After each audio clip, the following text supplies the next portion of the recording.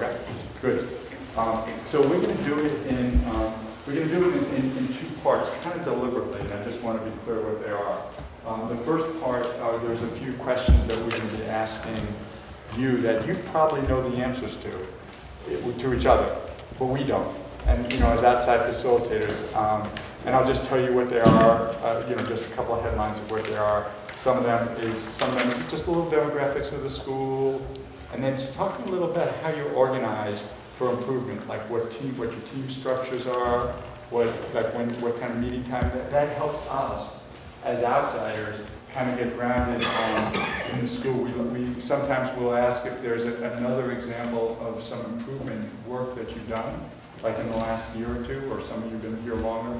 So, it's helpful to have a little story about some other time that you got together and you decided to work on something and you put it into place, whether it was different teaching approach or something else. And then a little background about the history of the challenge of practice, which we know. At that point, so those are questions we're going to ask, and you're probably going to be answering to us. And you may answer, but I encourage you not to be the sole voice. Right? Sometimes principals, they feel like they got to own it, and this is really a collaborative effort. At that point, at a certain point, when we get to the history of the challenge of practice, we're going to step back and actually do much more listening, as if it is because it's really your work. It's not our work, and we will consciously shift. And you may notice us at that point. We'll mention that we're doing it. We're more taking notes, and we're more being what we think of as facilitators. But our view of facilitators does not mean that the facilitator conversation is facilitator to you, back to the facilitator, kind of like I was talking about the teacher-student dynamic. Rather, we think of it as mostly you talking to each other, with us listening, and maybe every once in a while throwing an idea into the mix. But it's your work to think about the next steps. We'll do a little bit of framing for it, but you'll notice us get much quieter, and we'll actually be asking you to talk to each other as you're doing it for that part.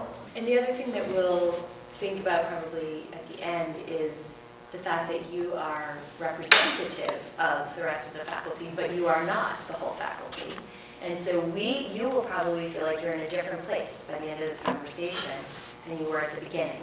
So we will need to talk about, okay, now how do we take this back and see if they would end up in the same place when we bring more people into the conversation, and how to share it back. So we'll talk about that at the end as well.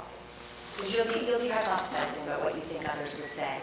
And we're going to do the best we can with that, because that'll take us a lot farther. But we recognize that you're not everyone. Okay. So I'm going to kick off some questions for part one, and Steph will be mostly kind of the facilitator for part two, where we sort of have kind of divided our role in time. So these are questions that we're going to ask you, and just be brief, and we'll follow up if we want some other stuff. Just tell us a little bit about the school, the demographics, how the grade levels are organized a little bit, anything about teacher teams on that. So just start with that.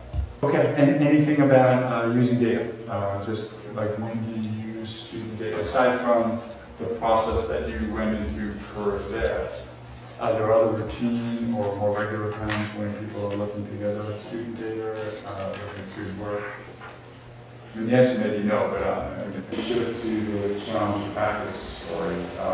Is there, can you think of an example sometime in the last couple of years, a year, where people got together, addressed the challenge, decided to do something?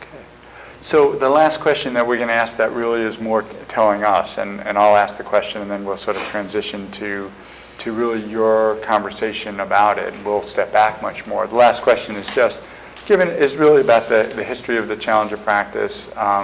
You should know that we've got some emails on it, so it's not like we're like totally new to this by any means. So I mean, just to summarize, what we do know is we know that you had a meeting where this was generated, and then there was an email. That's the groups from the Affinity Protocol. That's from the Affinity Protocol, and those were the voting or the prioritization We know that, I'm just saying this as a way to, so you So don't. those are the number of times when people sorted that engagement came up. Yeah, so it was a post-note pileup really, where we generated the student learning needs, and then we kind of, if you hear like ones, let's pile them up together. How many times did this come up? How many times did this come up? So that's kind of a summary of how many Right. times each Frequency. action came up. Yeah. As opposed to this. Right. And then I know that your principal then sent out a note sort of saying, this is what we got. Are there any other feedback? And, I mean, is there, I mean, so we know that. You don't need to tell us that. But are there other parts of it, the way you've experienced it, that kind of flesh that out a little bit, bring you up to date? And again, that then shifts into the part where we'll step back some more and you can talk about where you are. Anything else that we should know when you're talking directly to us before about the challenge of practice prep?